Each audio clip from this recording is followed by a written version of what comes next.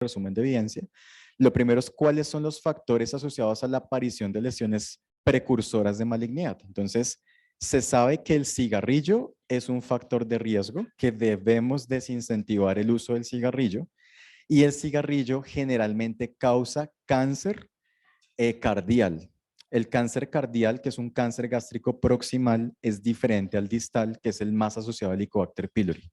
El Helicobacter causa cáncer distal de estómago y el cáncer cardial generalmente se asocia a condiciones como el reflujo gastroesofágico. El reflujo va a ser más frecuente tanto en consumidores de cigarrillo como en consumidores de alcohol, y además estos pacientes no solo tienen riesgo de cáncer tipo adenocarcinoma, sino también de cáncer escamocelular de esófago, ¿sí? Entonces, digamos que la evidencia se ha mostrado que el cigarrillo incrementa el riesgo, especialmente en tabaquismo pesado, y el alcohol incrementa el riesgo no tanto como el cigarrillo, pero tiene un RR de 1.07 que es estadísticamente significativo.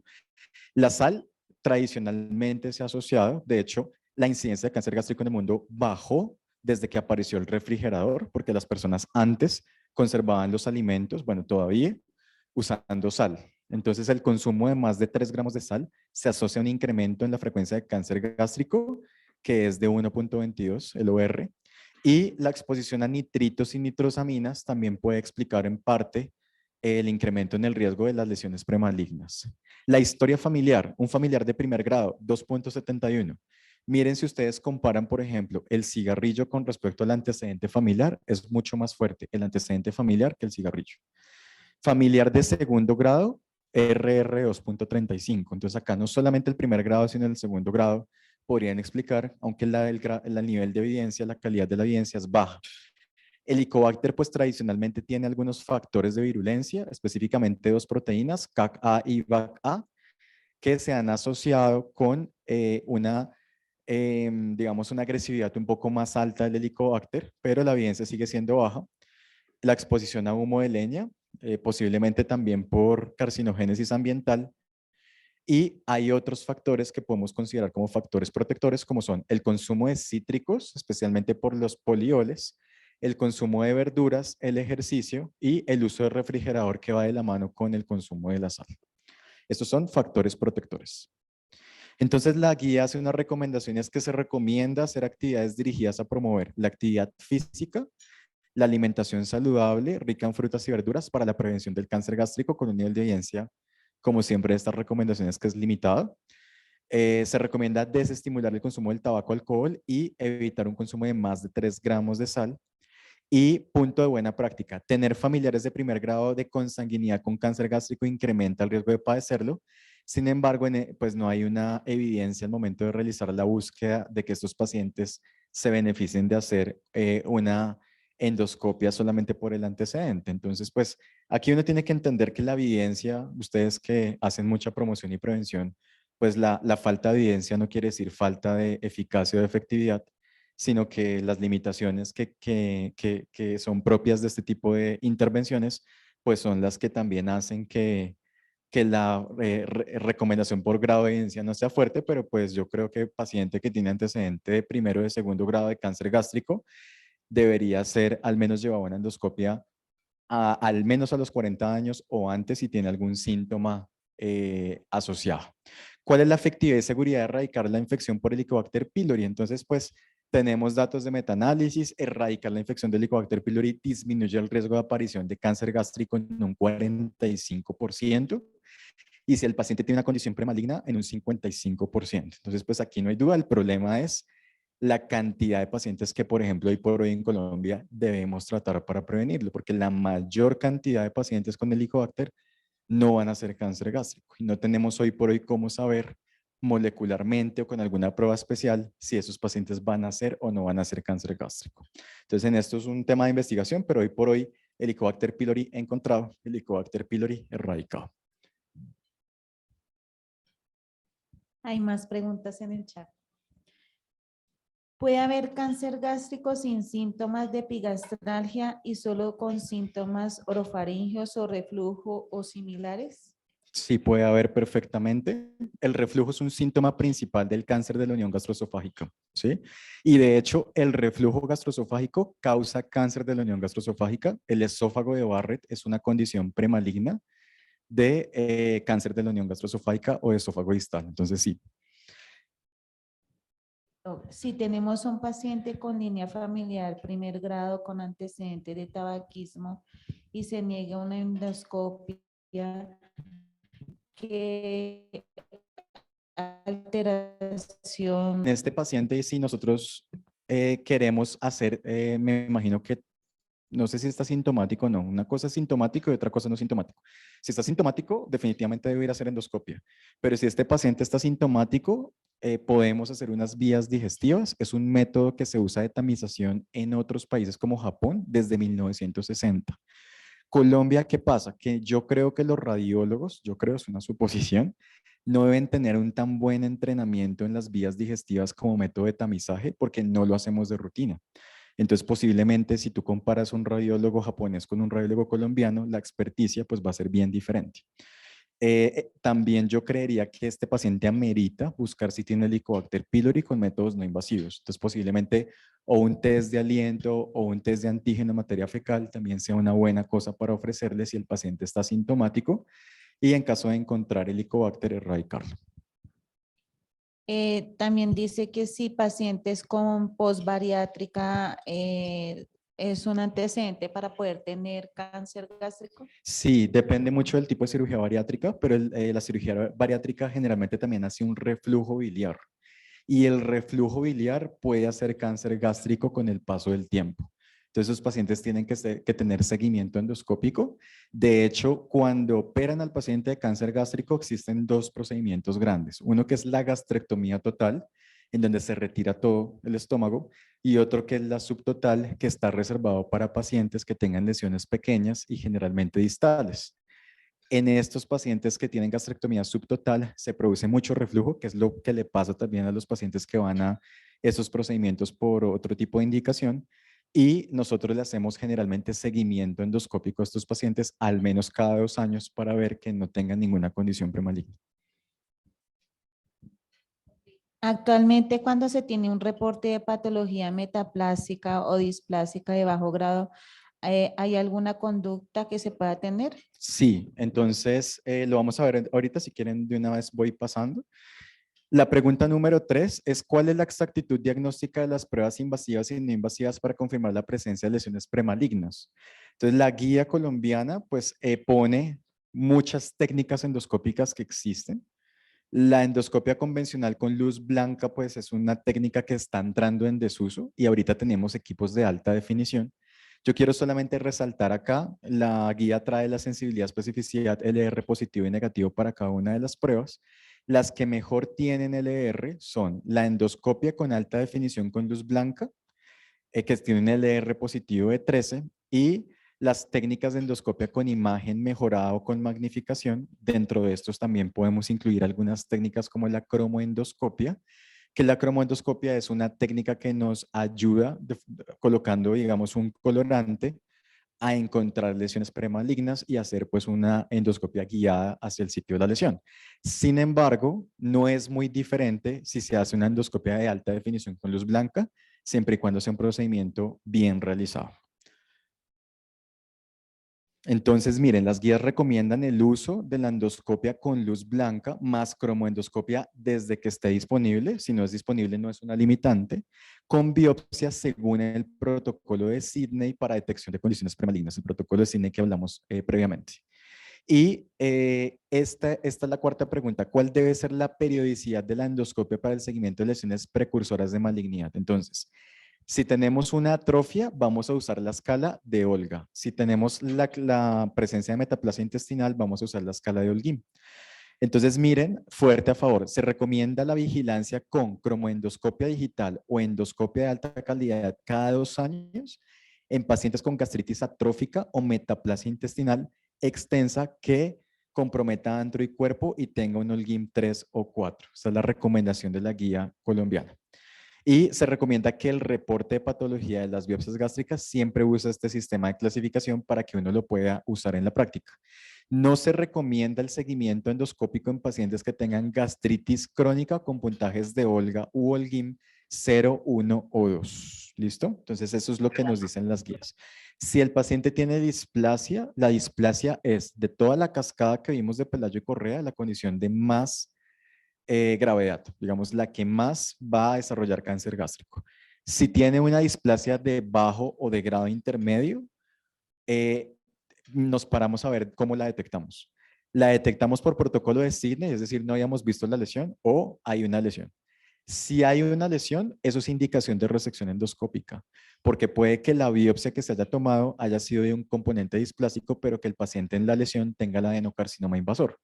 Entonces, en este caso, el endoscopista, el gastroenterólogo o el cirujano gastrointestinal va y hace una disección endoscópica para poder descartar que haya malignidad. Pero si el paciente tiene, la displasia fue encontrada sin lesión endoscópica, sino en el protocolo de Sidney, ese paciente debe ser seguido incluso en 6 a 12 meses con una nueva endoscopia. Miren lo que dice acá abajo, por ejemplo. En todos los casos de displasia se debe realizar una segunda evaluación de la biopsia por un segundo patólogo, porque eso también nos sucede mucho, y es que el diagnóstico de cáncer invasivo se le puede pasar al patólogo y el paciente puede ya presentar cáncer en esa muestra. Y dada la falta de evidencia, sobre todo en población occidental, no recomienda las guías realizar tamización de cáncer gástrico. Yo creo que aquí pues nos hace falta mucho trabajo en la enfermedad. Desafortunadamente nosotros que tenemos como principal causa de muerte el cáncer gástrico no hemos investigado lo suficiente en esta enfermedad y esperemos en un futuro poderle ofrecer al menos un acceso más oportuno a nuestros pacientes a técnicas endoscópicas de calidad para poder pensar en hacer tamización. Yo creo que todos ustedes saben que la tamización no sirve para nada si no está dentro de un programa de tamizaje en donde al paciente no solamente se le haga el método de tamización, sino que yo tenga una ruta completa para garantizar que ese paciente va a ser atendido y manejado de forma correcta. Entonces, vamos a concluir esta primera parte. Las conclusiones, pues el cáncer gástrico continúa siendo la principal causa de muerte por cáncer en Colombia. Existe un subregistro evidente en los datos de mortalidad, especialmente en los registros administrativos. El pronóstico de la mayor parte de los nuevos diagnósticos en Colombia hoy es pobre porque diagnosticamos 50% en etapa metastásica. Los factores de riesgo son múltiples y heterogéneos, incluso varían geográficamente. Y hoy por hoy la detección y erradicación del Helicobacter pylori y el seguimiento de las condiciones premalignas es lo único que puede llevar a disminuir la mortalidad por esta enfermedad. Entonces acá terminamos la primera charla. Yo creo que en esta parte del manejo voy a ser un poco práctico para contarles qué pasa después del diagnóstico, ¿sí? Y cómo hacemos nosotros el abordaje de esos pacientes. Entonces, esta segunda parte se llama de la evidencia de la experiencia en cáncer gástrico. Acá les quiero contar el abordaje del paciente después del diagnóstico, la biomarcación que le hacemos nosotros, el tipo de terapias que les ofrecemos a los pacientes y pues la llegada de la inmunoterapia que probablemente no solamente vamos a tener en la etapa avanzada, sino que muy pronto vamos a empezar a ver en las etapas más avanzadas. Entonces, los tipos de tratamiento para el cáncer han cambiado, han ido evolucionando. Antes solamente existía cirugía. Tradicionalmente las pacientes con cáncer de mama eran llevadas a una mastectomía radical, con todo y pectoral. Eran procedimientos muy agresivos que ya han ido cambiando con el tiempo. Después aparece la terapia, la radioterapia, también un desarrollo importante para el tratamiento de muchos tipos de cáncer. La quimioterapia aparece, digamos, de una forma un poquito serendipia. Esto es producto de la medicina de guerra. Básicamente la quimioterapia y las mostazas nitrogenadas salieron de las guerras mundiales que hemos tenido y de ver los efectos que producen los gases, el gas mostaza en la población.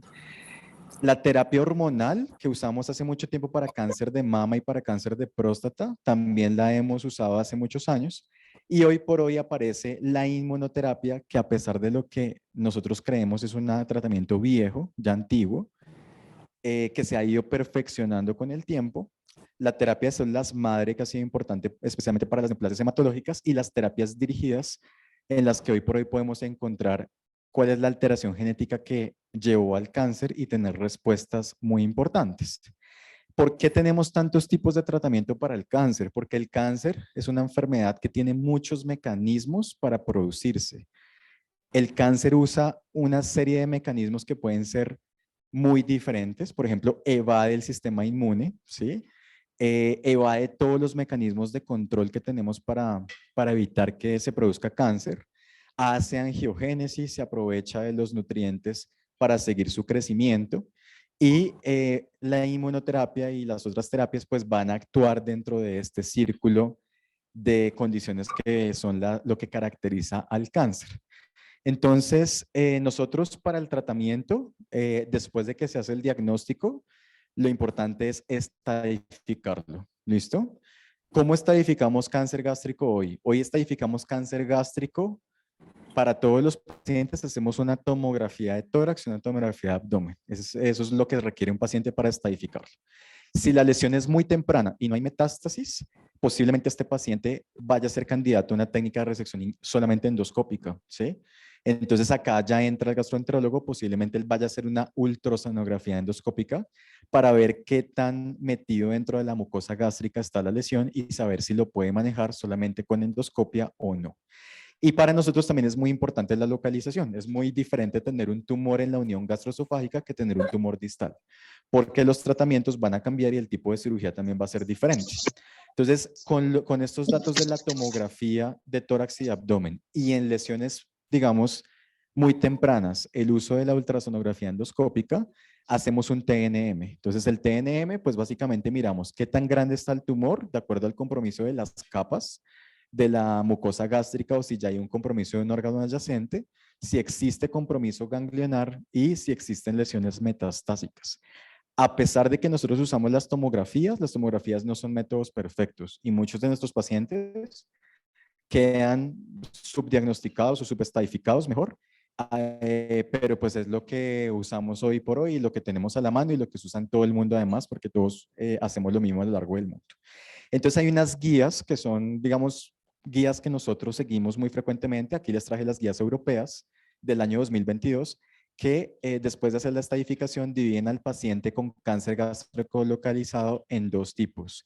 El paciente que tiene un estadio 1A o el paciente que tiene un estadio 1B en adelante. El paciente que tiene un estadio 1A tiene la oportunidad de pronto de ser llevado a una técnica de resección endoscópica. Entonces, ellos dejan para este paciente considerar la endoscopia o la cirugía. ¿Por qué la cirugía también? Primero, porque no en todas partes hace detección, manejo endoscópico del cáncer gástrico. Incluso en Colombia, por ejemplo, la mayor cantidad de nuestros pacientes están ubicados en regiones donde el acceso a una disección o resección endoscópica no va a ser posible. Y esto no tiene que ser una limitante para que el paciente reciba un manejo curativo. Y también los pacientes que son candidatos y son llevados, no el 100% de pacientes van a quedar con una resección completa si se hace de forma endoscópica. Si tenemos pacientes estadio 1B a estadio 3, que estos son pacientes que tienen ya un compromiso más profundo de la mucosa o que tienen compromiso ganglionar, deben ir a terapia multimodal. Es decir, aquí la cirugía o la resección endoscópica no aplica porque pues, es una lesión grande, pero la sola cirugía ya no va a ser suficiente para esta enfermedad y requiere una terapia multimodal. Dentro de la terapia multimodal, ¿qué hacemos? Hay unas terapias que se llaman perioperatorias, es decir, antes de la cirugía le doy un tratamiento y después de la cirugía le doy otro tratamiento, o lo puedo operar de una vez y después de la cirugía le doy un tratamiento que se llama adyuvante. Yo quiero aclarar un poquito esos términos. Neoadyuvancia es todo lo que se hace antes del manejo definitivo del cáncer. En cáncer gástrico, el manejo definitivo es la cirugía. Entonces, todo lo que hago antes de la cirugía es neoadyuvancia.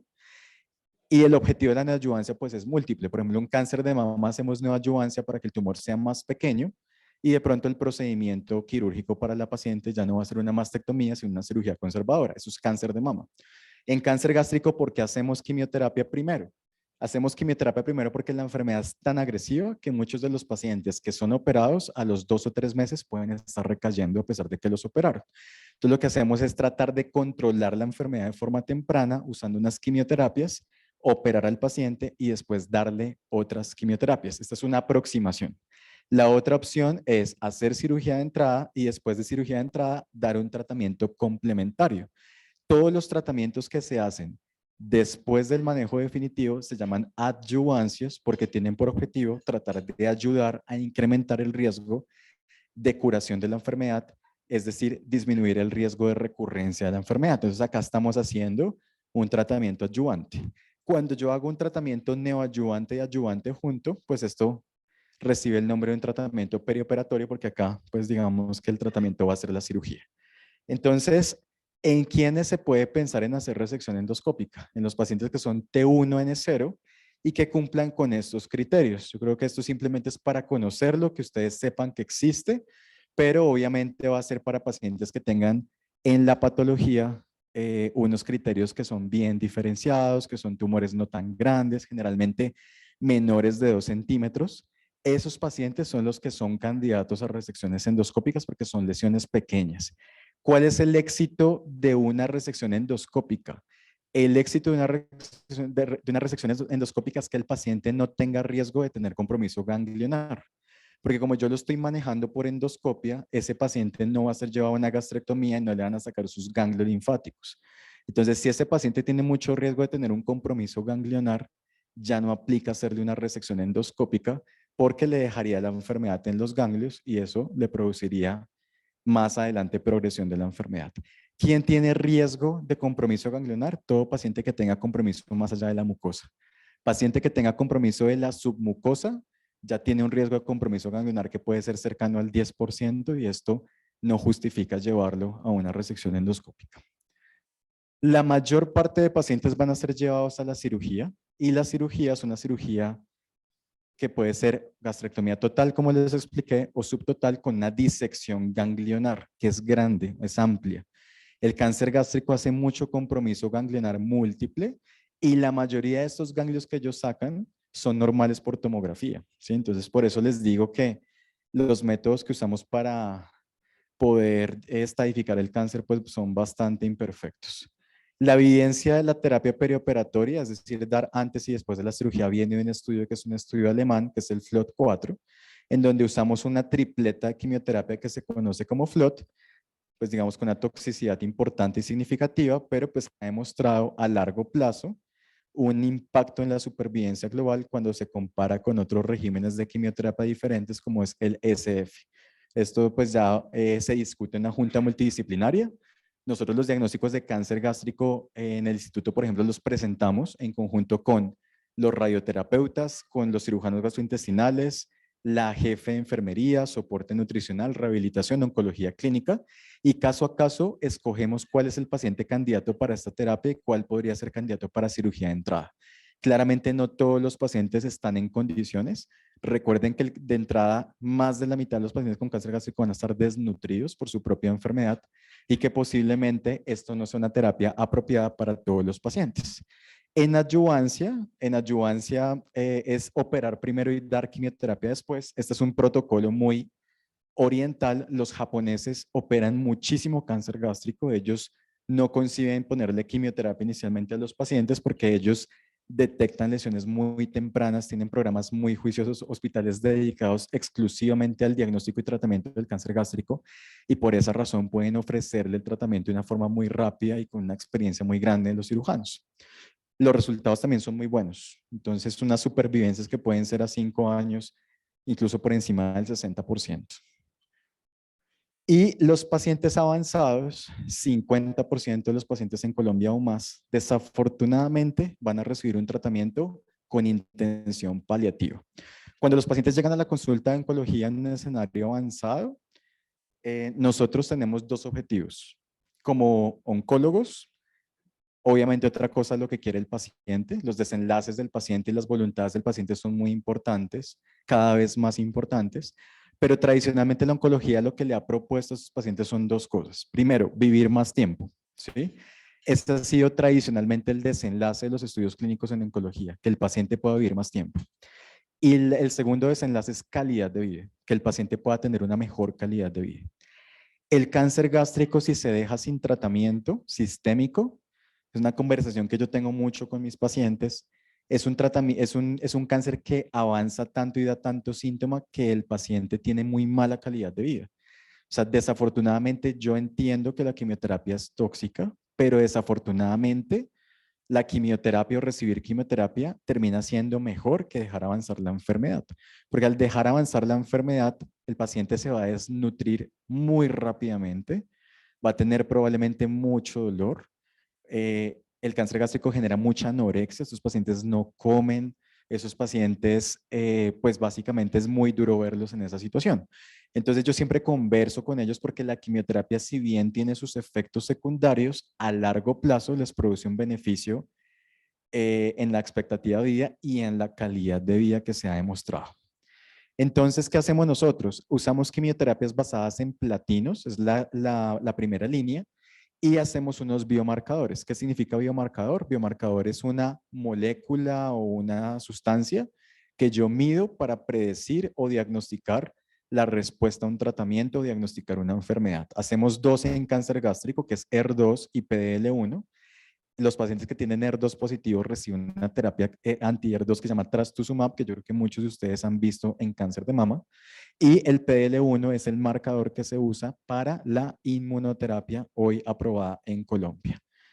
Entonces, todo esto pues digamos que está virando hacia la medicina de precisión y es tratar de encontrar el mejor tratamiento para el mejor paciente en el momento adecuado, ¿no? Porque muchos de nuestros pacientes a veces nos llegan muy avanzados y ya no están en condiciones de recibir un tratamiento. Eso no es medicina de precisión. Medicina de precisión es diagnosticar la enfermedad y predecir la respuesta al tratamiento en el momento adecuado de la enfermedad.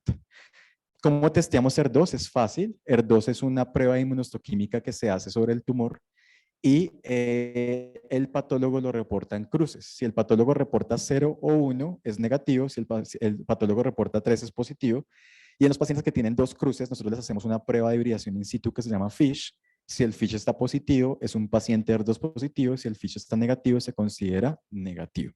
Así funciona básicamente el ER2. ¿Qué pasa con la inmunoterapia? Entonces, estas dos personas, James Allison y Tasuku Honjo, se ganaron el Premio Nobel de Medicina en el año 2018 por descubrir unas moléculas que se llaman los inhibidores de punto de control. ¿Qué significa el inhibidor de punto de control?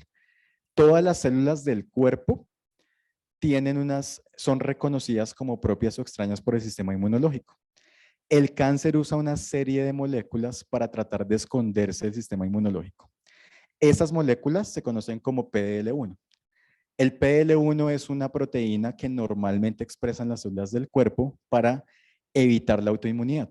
De hecho, algunas personas con enfermedades autoinmunes pierden el PDL1 y al perder el PDL1, el sistema inmunológico se activa y puede ocasionar enfermedades autoinmunes. Pero el cáncer, que es muy inteligente, se esconde del sistema inmunológico usando esa molécula que se llama PDL1. Entonces el PDL1 se esconde del linfocito T. Yo siempre explico esto como si fuera una cédula falsa. El linfocito T es un policía, pide la cédula y si le muestran la cédula y él no se da cuenta si la cédula es falsa o es verdadera, él lo deja pasar. Entonces la célula de cáncer gástrico y de otras enfermedades, porque la inmunoterapia se aplica para muchas condiciones, le muestra la célula falsa que es el PDL1 y se esconde. Y ellos llevaron toda esta investigación para desarrollar anticuerpos monoclonales que van dirigidos contra el PDL1 o el PD1, ¿sí? Y de esta forma evitan la presentación de esa célula falsa y el reconocimiento del antígeno extraño por parte del linfocito T y esto lleva a citotoxicidad de la célula tumoral. Esto tiene resultados espectaculares para muchas enfermedades. O sea, hoy por ejemplo, el melanoma cambió su historia gracias al desarrollo de la inmunoterapia. Y hay una cosa que yo siempre digo y es que el pronóstico de los pacientes con cáncer es muy diferente. Depende del tipo del tumor, si tiene acceso o no a tratamiento, etc. Hoy por hoy un paciente con falla cardíaca que llega a una clínica, pues la clínica Shayo, en falla cardíaca por un infarto con elevación del ST y me llega en choque cardiogénico, ese paciente nadie duda que hay que meterlo a la unidad de cuidados intensivos, que hay que ponerle un balón de contrapulsación aórtica, que hay que llamar al cirujano cardiovascular y que hay que operarlo. El pronóstico de un paciente sin cáncer con un infarto con elevación del ST en falla cardíaca aguda es de mortalidad del 50% en el primer año. Eso es peor que el pronóstico que tienen pacientes con cáncer metastásico que reciben un tratamiento como estos. Obviamente no es para todos los pacientes, yo por eso creo que el conocimiento sobre la llegada de estas terapias y que el pronóstico del paciente con cáncer puede ser diferente es una cosa que nos va a tomar años, pero creo que hay que cambiar la mentalidad. Hoy el cáncer en general puede ser considerado como una enfermedad crónica en muchos de los casos, y aunque hoy por hoy hablar de curación en etapas metastásicas es controversial, al menos podemos hablar de pacientes que hoy por hoy en un cáncer metastásico están libres de tratamiento y con respuestas que pueden ser de 5 o 10 años y en curso, ¿sí? Entonces yo creo que esto ha cambiado mucho. No es el caso todavía de los pacientes con cáncer gástrico, ¿sí? Para el cáncer gástrico hay unos pacientes que responden exorbitantemente bien a la inmunoterapia y son pacientes que tienen una cosa que se llama síndrome de Lynch. El síndrome de Lynch lo podemos encontrar en 5% de los pacientes con cáncer gástrico. Esos pacientes, la inmunoterapia les cambia la vida. Esos pacientes pueden vivir muchísimos años con cáncer metastásico y no solamente gástrico, sino pueden hacer cáncer de colon, pueden hacer cáncer de endometrio y la inmunoterapia les cambia la vida absurdamente. Pero para la mayoría de pacientes todavía, desafortunadamente, con cáncer gástrico no lo podemos hacer. ¿Cómo medimos el PDL1? El PDL1 lo medimos con un anticuerpo, que es una prueba inmunohistoquímica que hace el patólogo sobre la biopsia, y lo que hace es medir qué cantidad de PDL1 expresa el tumor. Entonces, hay diferentes formas de medirlo, uno que se llama CPS, otro que se llama TPS, otro que se llama IC. Para no aburrirlos mucho con este cuento, el CPS mira todas las células, o sea, tanto el tumor como los linfocitos. El TPS solamente mira el tumor y el IC solamente mira los linfocitos. Se han usado diferentes puntos de corte. La aprobación del uso de la inmunoterapia en Colombia hoy por hoy, específicamente en nivolumab, es basada en el CPS con una expresión de 5%, de 5 o más en las células. Entonces, antes de la llegada del nivolumab, la expectativa de vida de un paciente con cáncer gástrico era aproximadamente entre 9 a 12 meses en la mayoría de los casos. Este es el estudio, digamos, que está aprobado para la indicación de nivolumab hoy por hoy, que es importante que sepan que nosotros en oncología estamos investigando y tenemos varios centros que están reclutando pacientes. Yo creo que la investigación clínica también es una oportunidad grandísima para nuestros pacientes. Y Colombia participó no solamente el instituto, sino en toda Colombia, varios centros reclutaron pacientes para formar parte de este estudio que se llama el Checkmate 649. Ese estudio que hizo, entonces ese estudio cogió pacientes con cáncer gástrico avanzado, los aleatorizó a recibir las quimioterapias basadas en platinos o recibir quimioterapia en combinación con inmunoterapia. Esta fue la población incluida. Miren que 70% o más de la población no era asiática, o sea, tenemos una buena representación de pacientes de Occidente. Y los resultados en un seguimiento a 36 meses muestran que hay un beneficio con una reducción del riesgo de muerte del 30% y hay una proporción de pacientes que es el doble de los pacientes que veíamos con quimioterapia que están siendo supervivientes más o menos a 3 años. O sea, hoy por hoy un paciente con un CPS de 5 o más escogido por esta prueba tiene un 21% de probabilidad de estar vivo a 3 años, que para una enfermedad metastásica como esta, pues la verdad es un resultado bueno. Yo sé que nos falta mucho por mejorar, pero que es una oportunidad que llega para estos pacientes. Obviamente como oncólogo, yo sé que la única forma de impactar realmente esto es haciendo diagnóstico, tratamiento temprano, curando pacientes y previniendo la enfermedad. Es la única forma de lograr un impacto. Pero para la gran mayoría de pacientes hoy en Colombia, en este momento, esta es la única alternativa que tendríamos para ofrecerles diferente a solo quimioterapia. Entonces, como conclusiones, yo creo que el diagnóstico temprano pues, va a permitir realizar resecciones cada vez más pequeñas y seguras. Es fundamental realizar un diagnóstico no solo patológico, sino también molecular. Acá tenemos mucha limitación. No les mencioné, pero en Colombia, en la mayoría de los sitios, el patólogo no puede pedir inmunohistoquímica. Eso es desastroso. Es decir, si el patólogo dice, le toman una muestra de una endoscopia y el endoscopista no manda el estudio con inmunohistoquímica, el patólogo dice, veo cáncer, posiblemente sea un adenocarcinoma, pero no le hace ningún tipo de inmunohistoquímica para poder confirmar que es un cáncer gástrico. Ustedes saben que el cáncer gástrico pues, es lo más frecuente, el tipo de adenocarcinoma, pero acá no solamente hay adenocarcinoma, acá pueden haber linfomas de estómago, ¿sí? pueden haber carcinomas escamocelulares, tumores neuroendocrinos, pueden haber tumores del estroma gastrointestinal. Entonces, no solamente es adenocarcinoma. La única forma que el patólogo tiene de estar 100% seguro es haciendo inmunohistoquímica, ¿sí? Y la cantidad de biomarcadores, que se solicitan acá son mínimos, son 4 o 5 marcadores. La inmunohistoquímica está incluida dentro del PBS, o sea, es un procedimiento que está cubierto por el plan de beneficios y que no requiere ningún formato especial. Entonces, desafortunadamente en eso en el sistema nos toca trabajar para que los patólogos, al menos cuando vean cáncer, tengan la oportunidad de pedir la inmunohistoquímica. Esto sucede sobre todo cuando el paciente está hospitalizado. Pero si el paciente no está hospitalizado, el paciente está ambulatorio, este patólogo hace el informe y de aquí a que les llegue a alguien que lo vea en consulta, y el que está en consulta le pide los marcadores, pueden pasar 3 o 4 meses y ya no tenemos un paciente. ¿Listo? Entonces, eso es una cosa para trabajar.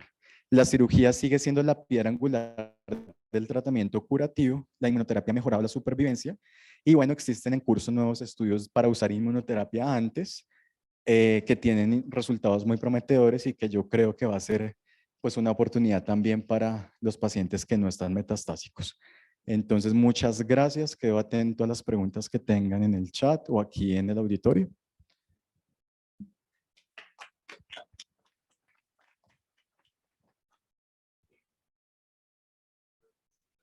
Hay varias preguntas. Listo.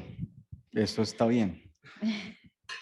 Con antecedente familiar de CA gástrico primero o segundo grado, ¿desde qué edad se inicia el tamizaje en cáncer en el paciente? Sí, pues como les mencionaba, no hay una recomendación formal en Colombia para hacer tamización de cáncer gástrico. En otros países del mundo depende de si tú tienes una mutación o no, ¿sí? La mutación más frecuente, como les explicaba, es la del gen CDH1 que produce cáncer gástrico difuso. Entonces, en estos pacientes, el seguimiento endoscópico no te garantiza detectar la lesión temprana, porque son difusos y no se van a ver bien en la endoscopia. Por eso, hoy por hoy,